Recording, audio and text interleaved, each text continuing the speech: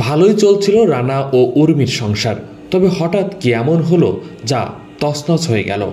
কুষ্টিয়া শহরের হাউজিং এলাকায় স্বামীর বিরুদ্ধে স্ত্রী উর্মি খাতুনকে হত্যার অভিযোগ উঠেছে। গতকাল রাত 11টার দিকে হাউজিং এফ ব্লকের একটি ভাড়া বাসা থেকে ওই গৃহবধূর মরদেহ উদ্ধার করে পুলিশ। স্থানীয়দের ধারণা, পারিবারিক কলহের জেরে স্বামী রানা স্ত্রীকে শ্বাসরোধ করে হত্যা করে পালিয়েছে। নিহত উর্মি সদর উপজেলার জিয়ারখি ইউনিয়নের গোপালপুরের মহিউদ্দিনের মেয়ে। পরিবার ও পুলিশ সূত্রে জানা যায়, হাউজিং সিটি কলেজ মার্কেটে কফি ও থ্রি পিসের দোকান ছিল তাদের। তারা দুজনেই একই সাথে ব্যবসা পরিচালনা করত। রানা তার স্ত্রী কুষ্টিয়া হাউজিং এলাকায় বাসা ভাড়া নিয়ে বসবাস করতেন। প্রায় রানার সাথে তার স্ত্রী উর্মির ঝগড়া বিবাদ লেগে থাকত।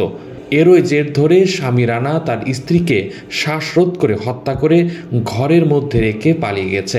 রানার বিরুদ্ধে আরও অভিযোগ উঠেছে, সে নারী কেলেঙ্কারি সহ মাদকের ব্যবসা করে আসতো। স্বামী স্ত্রী সম্পর্ক মানে খুব মারধর করে। আমার মা মনে হয় 5-6 বার বাধা দিয়েছে আর 5-6 ঘর বদলাইছি। তারপরে হলো আপনার হলো ও হলো নিশামান করে 5 বার জেলেও গেছে। যে মারা গেছে সেও পর্যন্ত কাজ জন্য নাজেহাল হয়ে বড়ি দিয়ে গাঁজা দিয়ে অনেক সময় ধরা হয়ে গেছে। মনে হয় কিছুদিন আগেও জেল খাটিয়ে আসে। কুষ্টিয়া মডেল থানার ভারপ্রাপ্ত কর্মকর্তা ওসি মোশাররফ হোসেন জানান, স্থানীয়দের দেয়া খবরের ভিত্তিতে আমরা উর্মি খাতুনের মরদেহ উদ্ধার করে ময়নাতদন্তের জন্য কুষ্টিয়া জেনারেল হাসপাতালে মর্গে পাঠানো হয়েছে। নিহতর স্বামী রানা পলাতক রয়েছে।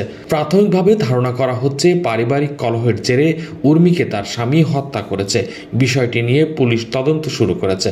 তদন্তের পর বিস্তারিত জানা যাবে। কোহিনুর ইসলাম, নিউজ বাংলা, নিউজ ডেস্ক।